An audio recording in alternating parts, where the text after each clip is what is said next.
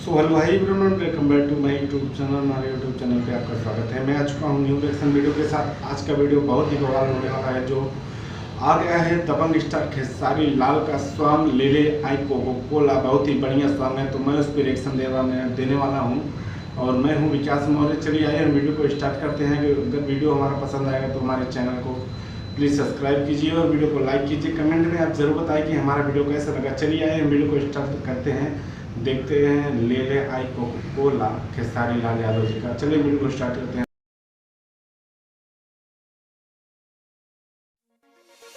छाना के लगारी के पायली आई राम ठीक लगे। अरे ई का हो रउआ तो बोली मत हमरा से। तो अरे त मुंह का लटकल बाड़ू। रउआ बात मत करी हमरा से, कोनो मतलब बा हमरा से। रउआ तो अपने धुन में रहे के बा हमरा अरे से। बतिया का भल में बताइबे कि बेलमुंड बिगड़बे हमार ना मनबे। बताओ का भइल बा।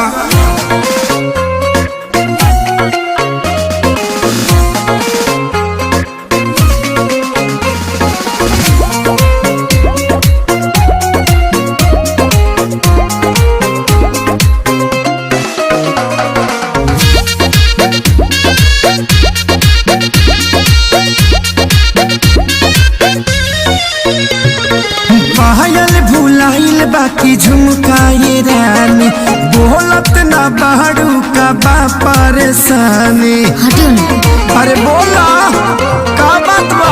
हटियो। पायल भुलाइल बाकी झुमकाए रानी, बोलत ना बाड़ू का बाटे परेशानी।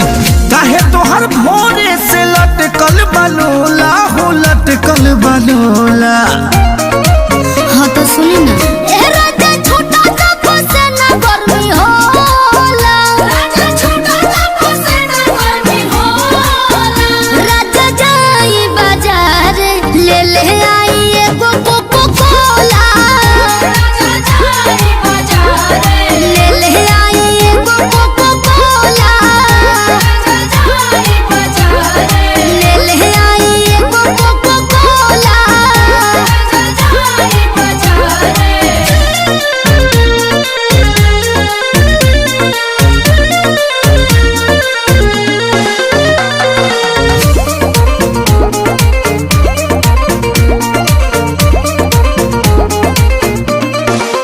जवन जवन कहाँ बुलइबो सजनिया, लहई पीला ग्लूकोच वाला पनिया।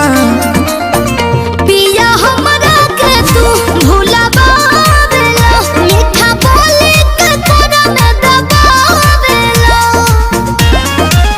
लहई बेटा निखाल हो जमोला हो, खाल हो जमोला। हाँ तो सुनी ना।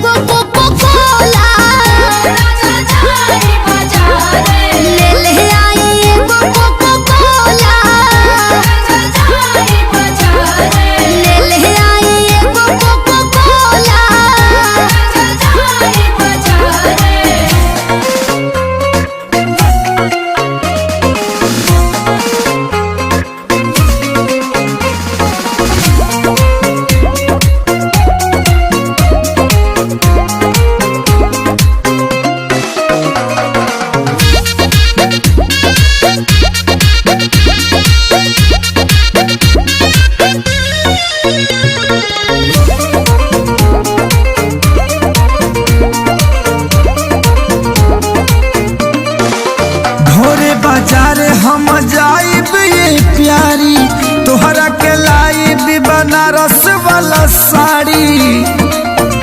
एक सारी ना पर कसबा रूद जी, खाली करेला मंगोर बहुत जी।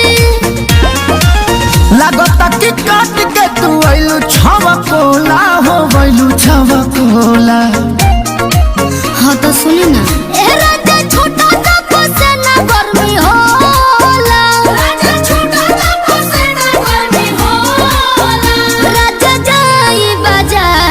ले ले आई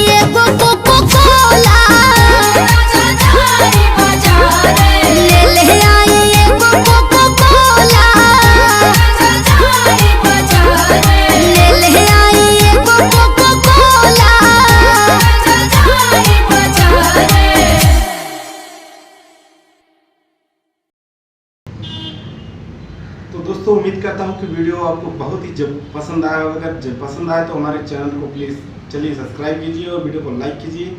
कमेंट में आप जरूर बताएं कि हमारे वीडियो कैसा लगा। चलिए वीडियो हमारा खत्म होता है, मिलते हैं नेक्स्ट वीडियो में, तब तक के लिए नमस्कार।